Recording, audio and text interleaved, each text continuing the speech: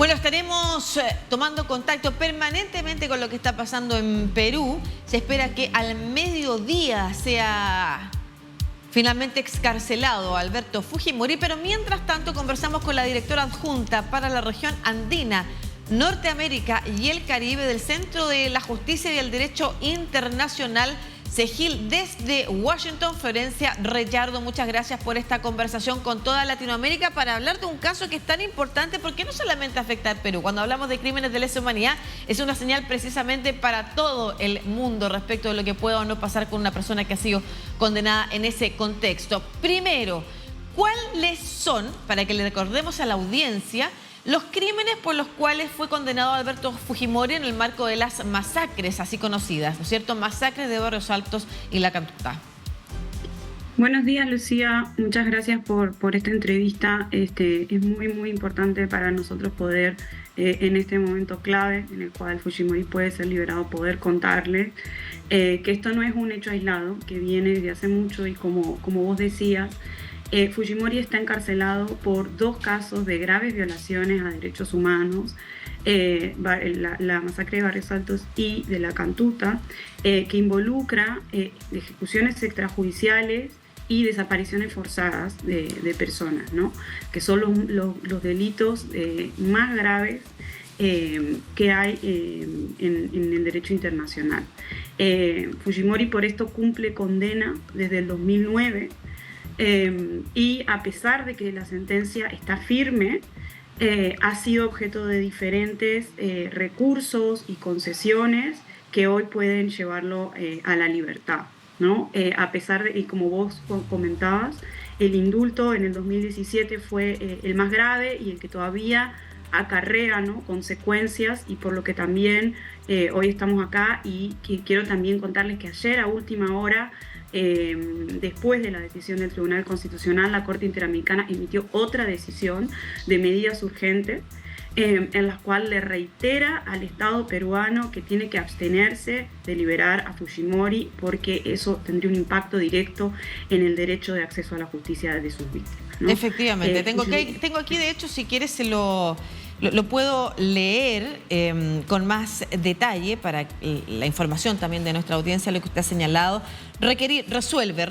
al Estado del Perú que, para garantizar el derecho de acceso a la justicia de las víctimas de los casos Barrios Altos y La Cantuta, se abstenga de ejecutar la orden del Tribunal Constitucional del Perú de 4 de diciembre del 2023, en donde se ordenó la inmediata libertad de Alberto Fujimori hasta tanto la Corte Interamericana de Derechos Humanos cuente con todos los elementos necesarios para analizar si dicha decisión cumple con las condiciones establecidas en la resolución de la Corte del 7 de abril del 2022. ¿Por qué la Corte Interamericana de Derechos Humanos resuelve esto y cuál es la importancia o por qué tiene jurisdicción para resolver sobre un caso que ocurre en el Perú, que es juzgado en el Perú? La Corte Interamericana tiene jurisdicción porque el Perú se suscribió voluntariamente a la Convención Americana, es parte de la Organización de Estados Americanos y por ello tiene la obligación de cumplir con las obligaciones internacionales. Como yo decía antes, es una de las violaciones más graves de derechos humanos que se pueden cometer.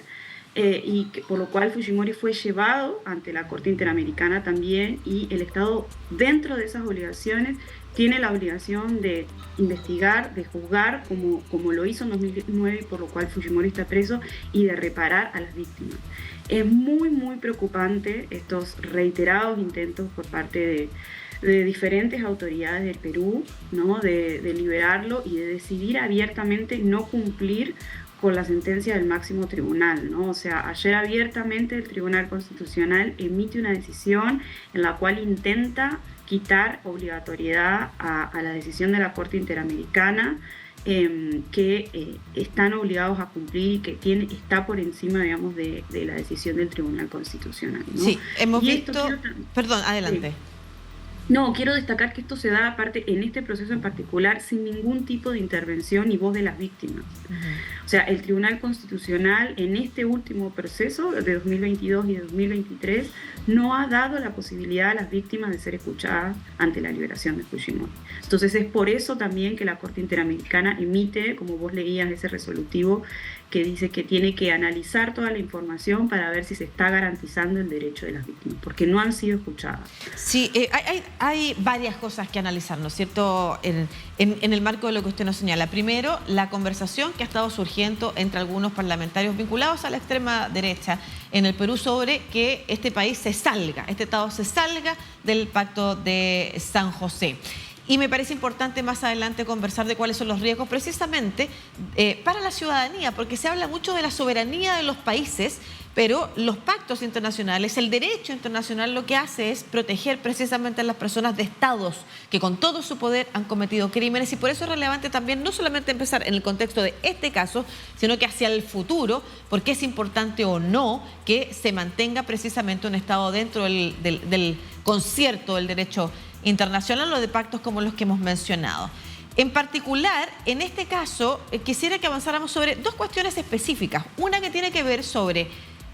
si los criminales de lesa humanidad pueden tener el mismo tratamiento que cualquier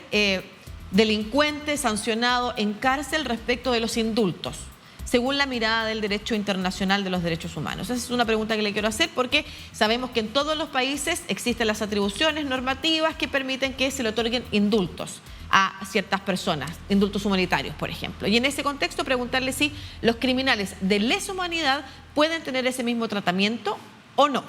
Y la segunda pregunta que le quiero hacer es ¿cuánto de esto y de las decisiones que, pese a que en esta última etapa han estado precisamente en sede de la justicia, tienen que ver más con razones políticas que precisamente con la idea de hacer justicia? Bueno, a ver, desde el derecho internacional y concretamente lo que la Corte Interamericana dijo en su resolución de 2018 y lo reiteró en la resolución de 2022, es que el indulto otorgado a Fujimori por graves violaciones parecería afectar los derechos de las víctimas, porque de la información que la Corte tenía en ese momento, por el contexto político en el cual se encontraba Perú convulsionado frente al gobierno de PPK, y por la falta de motivación, la Corte consideraba que podía haber una afectación desproporcionada, ¿no?, al derecho de las víctimas. Y por eso es que, como vos decías al inicio, la Corte en 2018 le da la oportunidad al Estado peruano, ¿no?, de decidir ellos mismos en un caso de graves violaciones como esta, con sus lineamientos dados en esa resolución, de expedirse, ¿no? Y en ese momento la Corte Suprema hace un análisis de las obligaciones internacionales, valora la decisión de la Corte Interamericana, que está por encima de las obligaciones de Perú, y por eso es que Fujimori vuelve a la cárcel, ¿no? Hoy nos encontramos en un escenario totalmente diferente, en el cual, por medio de un habeas corpus que se plantea ante esa decisión de 2018, y que el Tribunal Constitucional se resuelve en 2022 y reitera ahora en 2023, hay una intención clara de desacatarlo, ¿no? Pero concretamente sobre el indulto, lo que yo sí quisiera destacar es que de que la Corte hizo un análisis en concreto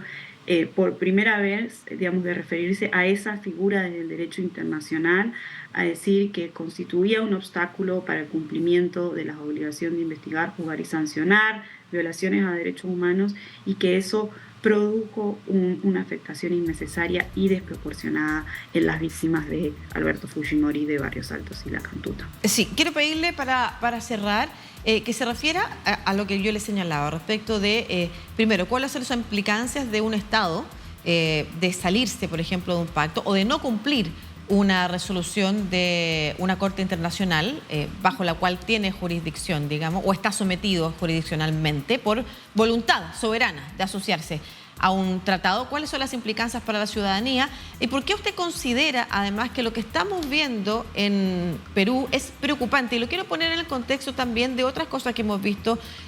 durante este año, por ejemplo, en América Latina y en otras partes del mundo respecto de un cierto revisionismo a aquellas cosas que teníamos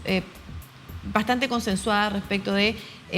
las violaciones a los derechos humanos, respecto de la condena a los criminales de las dictaduras, en ese contexto. Sí, bueno, lo que podría pasar ahora, si Perú desacata tanto las decisiones de las sentencias de fondo como las diferentes decisiones de supervisión de las sentencias que la Corte Interamericana ha realizado, podría ser que esto se eleve ya al órgano político de la OEA, ¿no? De la Organización de Estados Americanos, que la Corte informe ante esto a la Asamblea General, que le integran todos los estados partes, y que se tomen medidas de otro tipo, son más de corte político respecto de Perú. Y sí, creo que como vos decías, esto no es un hecho aislado, y además creo que también es importante resaltar que tanto la sentencia de Barrios Altos como la sentencia de Cantuta son sentencias largamente conocidas en toda la región y que han servido para desarrollar, ¿no?, políticas de reparación y de justicia en casos de graves violaciones que hemos tenido en la región. Así que esperamos también que Perú, que ahora tiene la oportunidad de responder adecuadamente a las víctimas, pueda hacerlo, ¿no? Sí. Bueno, estábamos hablando de víctimas, familias de las víctimas, entre ellos casi 30 personas asesinadas, como usted señalaba, en el marco de asesinatos extrajudiciales. Un niño también dentro de ese número, estudiantes, universitarios, profesores. Muchas gracias. Florencia Reyardo, directora adjunta del Programa para la Región Andina, Norteamérica y el Caribe del Centro por la Justicia y el Derecho Internacional, que ha seguido de cerca además el caso de Alberto Fujimori, y nosotros seguiremos también de cerca precisamente porque, como lo señalaba en un inicio, no solamente es algo de lo que está pasando y nos tiene que preocupar en el Perú, sino que además es una señal también para el mundo y los acuerdos a los que ha llegado en el último siglo respecto de lo importante que es el derecho internacional y precisamente la reparación, la justicia y la verdad respecto de crímenes de lesa humanidad. Que esté muy bien. Muchas gracias. Un abrazo.